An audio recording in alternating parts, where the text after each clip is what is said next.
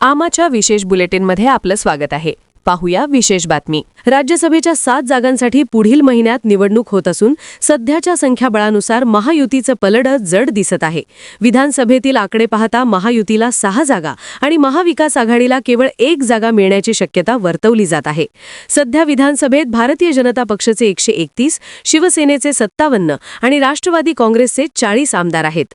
राज्यसभेसाठी 37 मतांचा कोटा आवश्यक आहे. या गणितानुसार भाजपचे 3 तर शिंदे सेना आणि राष्ट्रवादीचे प्रत्येकी 1 उमेदवार सहज निवडून येऊ शकतात. उर्वरित मतांवर आणखी 1 उमेदवार विजयी होऊ शकतो. भाजप आणि शिंदे सेनेकडे 15हून अधिक अतिरिक्त मतं आहेत. ही मतं कोणाला वळवली जातात यावर समीकरणे ठरणार आहेत. भाजपने साथ दिल्यास शिंदे सेनेचा दुसरा उमेदवारही विजयाचा उंबरठ्यावर पोहोचू शकतो. शिंदे सेनेकडून राहुल शेवाळे आणि संजय निरुपम यांची नावे चर्चेत होती. मात्र एकच जागा मिळण्याची शक्यता असल्याने शेवाळे यांचे नाव जवळपास निश्चित मानले जात आहे. मुंबईतील पक्षबांधणी मजबूत करण्याच्या दृष्टीने हा निर्णय महत्त्वाचा ठरू शकतो. निरुपम यांना उमेदवारी न मिळाल्यास राज्यसभेत 2 संजय आमनेसामने येण्याची शक्यता संपुष्टात येईल. संजय राऊत आधीच राज्यसभेत असून सत्ताधाऱ्यांवर सातत्याने टीका करत असतात. दोघांची पार्श्वभूमी सामनाशी संबंधित राहिल्याने ही लढत चर्चेचा विषय ठरली होती. प्रियंका चतुर्वेदी यांचा राज्यसभेचा कार्यकाळ 2 एप्रिलला संपत आहे.